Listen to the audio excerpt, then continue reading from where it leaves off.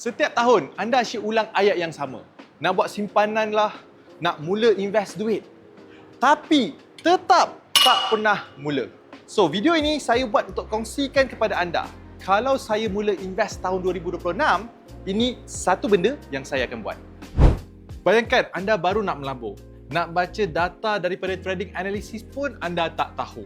Nak tengok chart, apa lagi? Memang tak reti langsung. Ini cara bijak untuk mula melabur menggunakan instrumen ETF. Tapi, apa itu ETF? Sama macam saham ke? Pastikan anda tengok video ini sampai habis sebab saya akan kongsikan kepada anda apa itu ETF, saham dan paling best, strategi melabur paling menguntungkan pada tahun 2026 ini. So, first thing first, kita tengok dulu apa itu ETF. Singkatan kepada Exchange Traded Fund atau dalam bahasa Melayu, dana dagangan bursa. Mana lagi untung? ETF ataupun saham?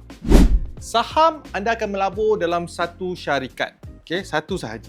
So contohnya anda nak melabur dalam syarikat Nvidia ataupun Apple or even Microsoft. ETF ini pula umpama macam anda beli bakul yang mana dalam bakul ini ada beberapa saham syarikat. Contohnya macam track S&P 500. Track S&P 500 ni sesuai untuk mereka yang nak melabur untuk jangka masa yang panjang dan melabur dalam syarikat-syarikat US. Kalau S&P 500 syariah ini pula, okay, based on the name itself, dia fokus kepada syariah compliant tech and growth US companies. So sesuailah bagi mereka yang Muslim out there yang nak melabur dekat pelaburan yang patuh syariah. Next, kita ada Gold ETF. Gold ETF ni sesuai untuk hedging against inflation dan juga market uncertainties, pasaran yang tak menentu, terutamanya zaman sekarang ini. And last but not least, Bitcoin ETF sesuai bagi mereka, especially orang-orang muda yang nak melabur dalam cryptocurrency tanpa perlu risau bagaimana nak menguruskan cryptocurrency itu. Kan? Ada wallet lah dan macam-macam lagi. Seterusnya, kalau saham dari sudut risikonya sangat tinggi. Bayangkan anda melabur dalam satu syarikat dan tiba-tiba syarikat ini bankrupt ataupun muflis. Anda akan rugi macam tu sahaja. Sebaliknya, risiko untuk ETF sebab dia dalam satu bakul, kalau satu rugi, ada lagi yang tak rugi. So, dia lebih selamat, risikonya lebih rendah. So, saya kategorikan sebagai risiko sederhana. And last but not least, dari segi return ulangan. Untuk saham, high risk, high return. Sebab anda melabur dalam satu syarikat, kalau syarikat itu buat keuntungan, dia akan terus beri impak kepada pelaburan anda. Sedangkan untuk ETF, medium risk, medium return. Sebab dia bergantung kepada prestasi indeks yang anda laburkan. Okey, sebelum saya kongsikan satu tips paling untung melabur ETF tahun 2026, anda mungkin akan tanya, macam mana nak labur ETF di Malaysia ini? Relax, jangan risau. Kita ada Mumu yang boleh tolong.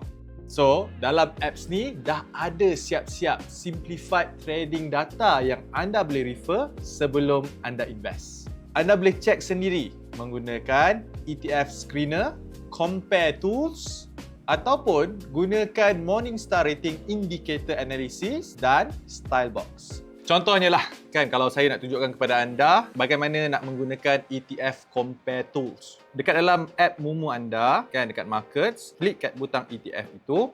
So kalau anda tekan butang Compare ini, anda boleh compare beberapa ETF funds. Tujuan ada ETF Compare ni adalah untuk memastikan anda boleh compare quantitatively the performance dan juga karakteristik of two ETF side by side. Anda lihat sekarang ni, saya kongsikan kepada anda. Okay, ni ada dua ETF lah.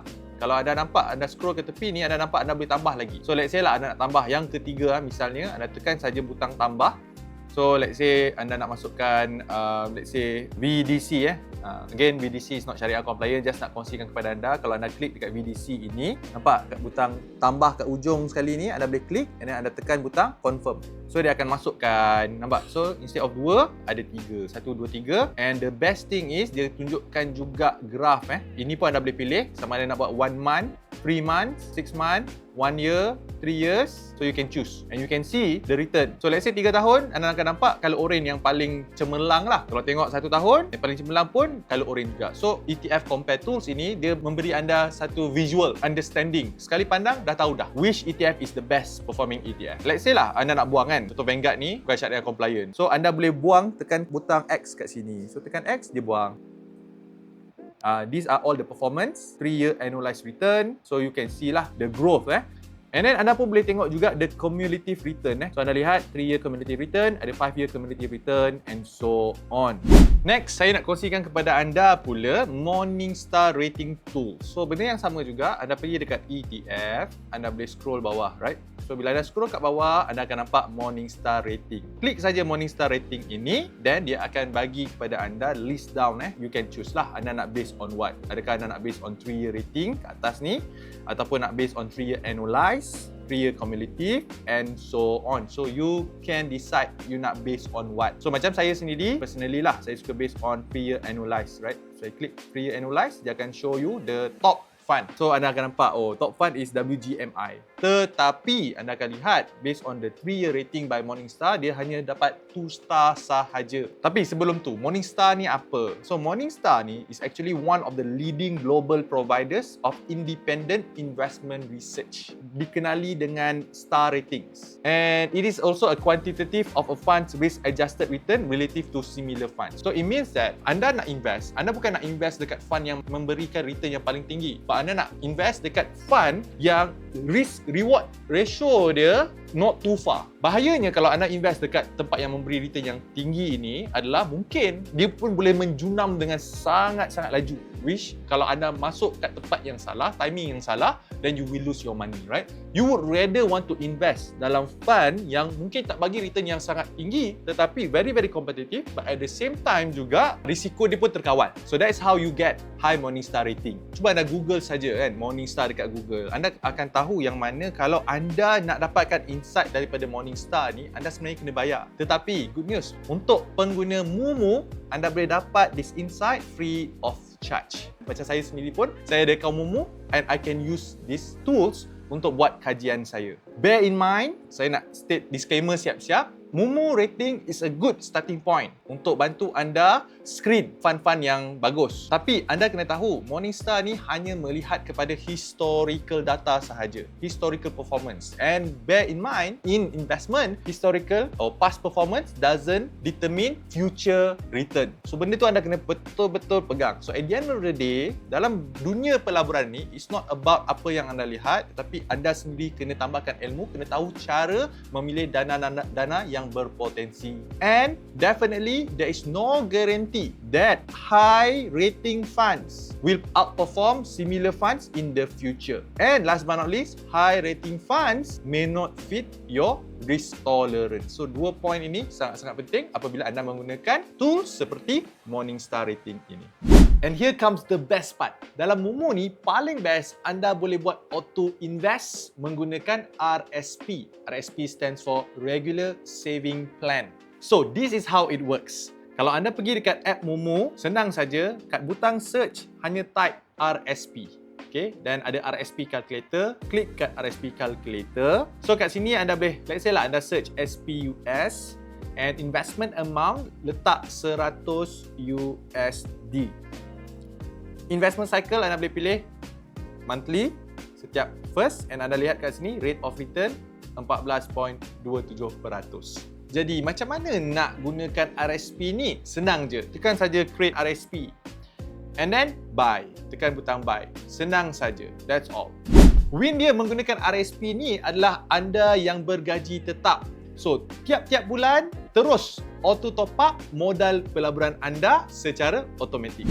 Kat sini saya nak kongsikan kepada anda special deposit bagi mereka yang buka account menggunakan special code saya iaitu Dr. Adam 22. Yang mana jika anda deposit RM1,000, anda akan dapat cash reward bernilai RM100 dan Apple Share bernilai RM50. So pastikan anda gunakan special code ini untuk dapat hadiah istimewa daripada saya. Benda yang paling best menggunakan tips RSP ini adalah anda tak akan takut jika market naik ataupun market turun sebab anda akan fokus kepada keuntungan masa hadapan dengan compounding interest. Akhir kata, saya nak quote daripada Benjamin Franklin, iaitu money makes money and the money that makes money makes money. So, apa lagi alasan anda untuk tak mula melabur? Lagi lambat anda mula, lagi banyak yang anda akan rugi sebab anda tak menggunakan kuasa compounding effect ini. Bagi mereka yang betul-betul serius nak gandakan pelaburan dan simpanan anda untuk tahun 2026 ini, klik link dalam ruangan description untuk dapatkan duit ekstra daripada ETF. Hanya gunakan special code saya, Dr. Adam 22, supaya anda boleh dapat hadiah istimewa cash reward bernilai RM100 beserta Apple Share bernilai RM50 hanya apabila anda deposit RM1,000 sahaja. So, tunggu apa lagi? Klik link dalam ruangan description. That's all from me. I will see you in my next video.